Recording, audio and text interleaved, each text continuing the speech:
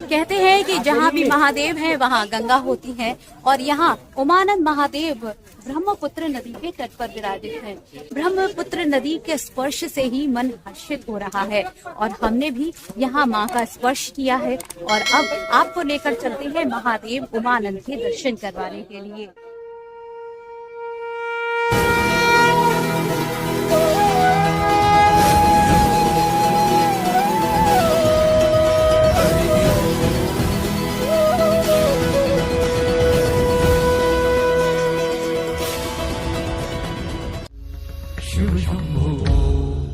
मैंने मेरे ब्लॉग में सबसे पहले आपको माता कामाख्या के दर्शन करवाए और फिर गुवाहाटी भ्रमण करते हुए चक्रेश्वर मंदिर, उग्रतारा माता मंदिर और फिर नवग्रह मंदिर।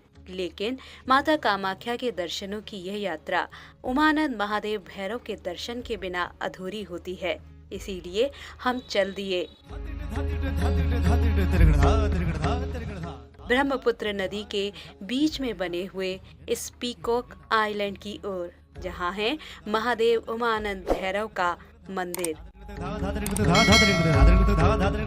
क्योंकि उमानंद महादेव का यह मंदिर गुवाहाटी के प्रमुख तीर्थों में से एक है, इसीलिए यहां आने वाले यात्रियों की संख्या हर रोज ही हजारों में होती है। और गुवाहाटी के तट से चलने वाले ये स्टीमर उन यात्रियों से भरकर उन सभी यात्रियों, भक्तों और सैलानियों को इस पीकॉक आइलैंड, भस्मांचल पहाड़ी या कहें तो उमानंद महादेव के शिवालय तक ले जाते हैं।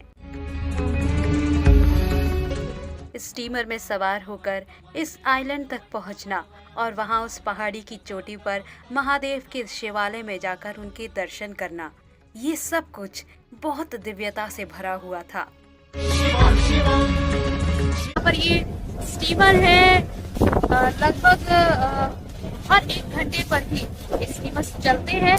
इसके माध्यम से यहाँ आने वाले टूरिस्ट और भक्त गुवाहाटी से उमानंद महादेव के टापू तक, उनके मंदिर तक, उनके दर्शनों के लिए आ पाते हैं। ये देखिए आप मेरे पीछे, यहाँ ब्रह्मपुत्र नदी चारों ओर बह रही है, जिसका अपना पूरा बहाव है, तेजी से बहती जा रही है क्योंकि गुवाहाटी ब्रह्मपुत्र नदी के तट पर ही बसा हुआ है और ब्रह्मपुत्र नदी के बीचों बीच एक टापू पर उमानंद महादेव शिव शंकर का मंदिर।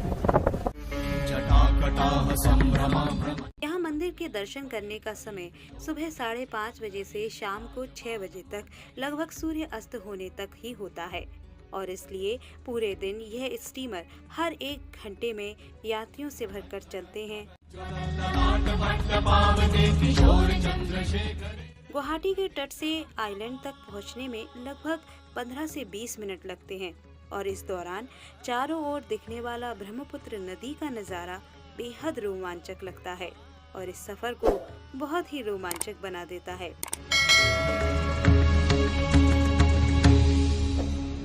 शिव शिव शिव शिवम शिवम शिवम।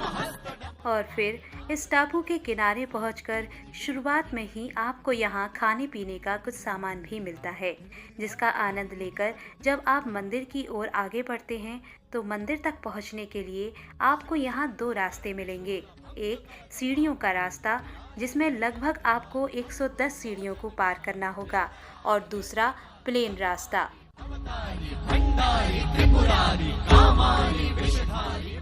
ये प्लेन रास्ता सीढ़ी वाले रास्ते की अपेक्षा थोड़ा सा बड़ा है और इसमें आपको आगे चलकर कुछ सीढ़ियाँ भी मिलती हैं।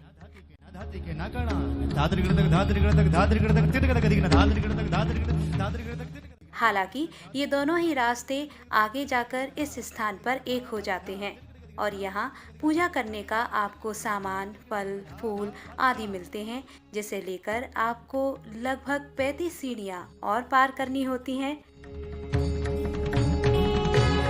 और फिर आ जाता है मंदिर का प्रथम द्वार।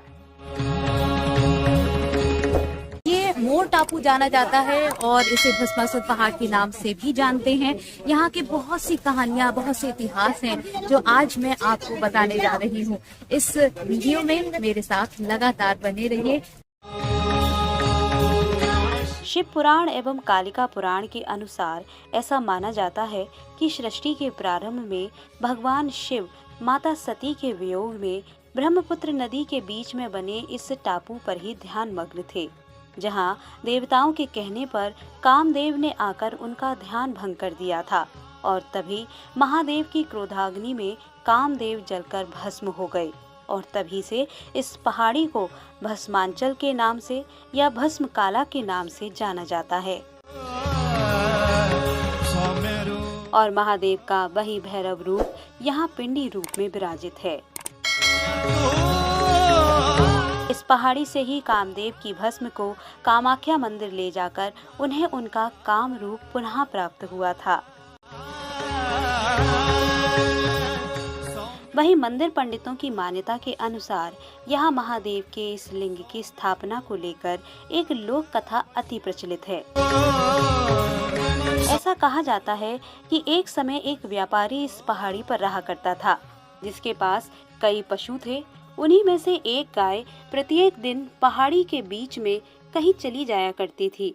जब व्यापारी ने कई दिनों तक उसका पीछा किया, तब उसने देखा कि रोज ही वह गाय पहाड़ी के बीच में बने एक बेल के पेड़ के नीचे अपना दूध दे आती है। और उसी रात उस व्यापारी को एक देव स्वप्न हुआ, जिसके अनुसार उस बेल के पेड़ के नीचे महादेव का शिवलिंग था।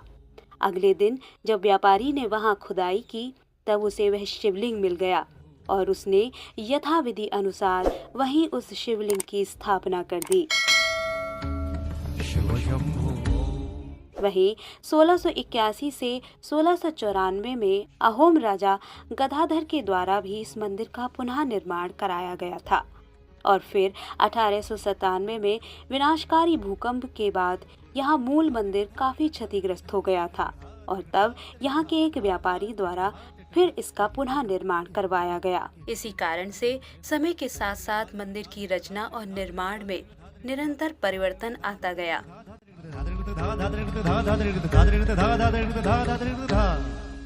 मंदिर की रचना के साथ साथ यहाँ पहाड़ी से चारों ओर दिखने वाला हरियाली भरा ये नज़ारा इस मंदिर के परिवेश को और भी सुंदर और रचनात्मक तथा उत्तम बना देता है। ओम उमानंदाय नमो नमः। इस वक्त मैं उमानंद महादेव मंदिर पर हूँ और जैसा कि कहते हैं कि माँ कामाख्या के दर्शनों के बाद उमानंद महादेव के दर्शन करना अनिवार्य माना जाता है ताकि ये यात्रा पूरी हो सके। और महादेव की अगर हम बात करें तो जहाँ शक्ति है वहाँ शिव है, जहाँ शिव है वहाँ शक्ति है, तो इन दोनों को अभिन्न तो कभी समझा ही नहीं जा सकता। हम भी यहाँ भोलेनाथ के दर्शनों के लिए आ रहे हैं। आइए आपको भी लेकर चलती हूँ और महादेव उमानंद महाकाल के दर्शन करवाती हूँ। मंदिर के प्रथम द्वार में प्रवेश करके मंदिर परिसर में सबसे पहले हमने प्रथम पूज्य गणपति के ही दर्शन किए, जहां हमारे स्वागत में एक विशाल मूषक भी थे, जिनके साथ साथ गणपति का आशीष लेकर फिर हम महादेव के दर्शनों के लिए लगने वाली इस कतार में शामिल हो गए।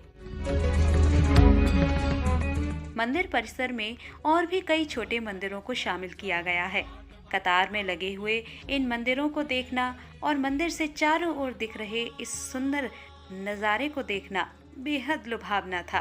तभी तो मंदिर का दूसरा द्वार कब आ गया हमें पता ही नहीं चला और जब हमने इसमें प्रवेश किया तब यहाँ मंदिर के प्रांगण में हमें महादेव के एक प्रतिरूप के दर्शन हुए, जहाँ महादेव की आराधना करके हम मंदिर के तीसरे द्वार से प्रवेश करके चौथे और मुख्य द्वार में प्रवेश करने के लिए तैयार हो गए।